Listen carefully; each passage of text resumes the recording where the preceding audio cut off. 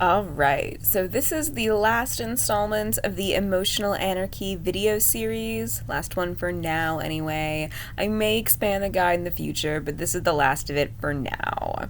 I have written 2 other guides that aren't exactly self-care specific that you might be interested in. I'll link those in the description. Chapter 8, A Note About Empathy. I don't know if this needs to be its own chapter, but I can't decide where else to put it, and I think it needs to be said. I want to dispel some common myths about the word empathy. For one, it is a real descriptor for a function that the brain can be capable of, not an imaginary superpower. It is not synonymous with compassion. Empathy and compassion get frequently conflated, but they are distinctly different things.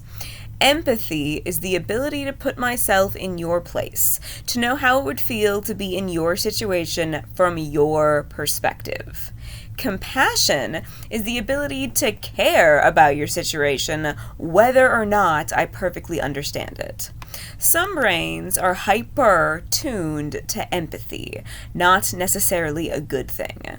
Some brains are hypo-tuned for empathy, not necessarily a bad thing. There is no inherent morality that should be associated with a person's capacity for empathy. Highly cruel and manipulative people can be extremely empathetic.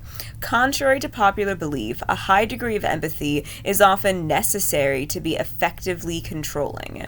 It helps for a person to intuitively understand how various factors will affect you to be able to goad you successfully. What manipulators don't have is compassion.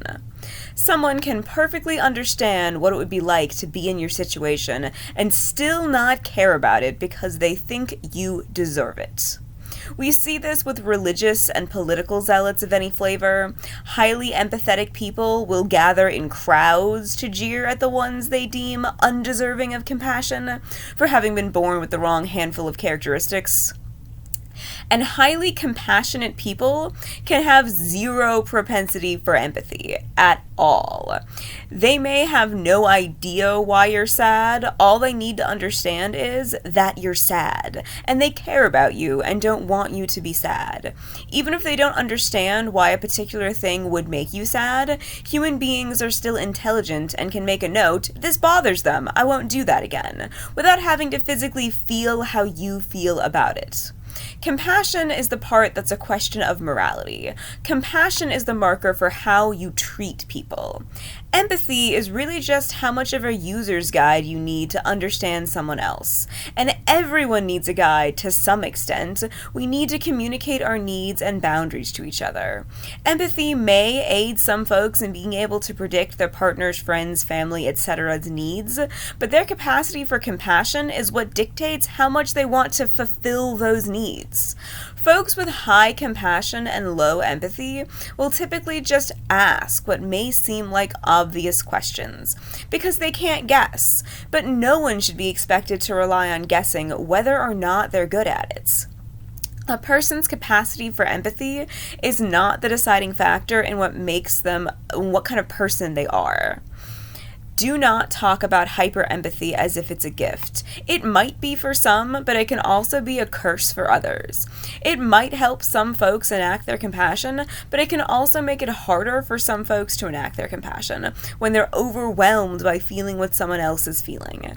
Do not talk about hypo-empathy as if it's a curse. It might be for some, but it can also be a blessing for others. It might make it harder for some folks to enact their compassion, but it can also make it easier for some folks to enact their compassion without having to feel what someone else is feeling. However, for most people, our propensity for empathy is neither a blessing nor a curse. It just is. As is our sense of smell or our ability to run. There are lots of things human bodies and brains can do. None of us are proficient at all of them. We simply learn to work with what we have. So don't make judgments about a person's character based on their abilities, based off of what they choose to do with what they're capable of.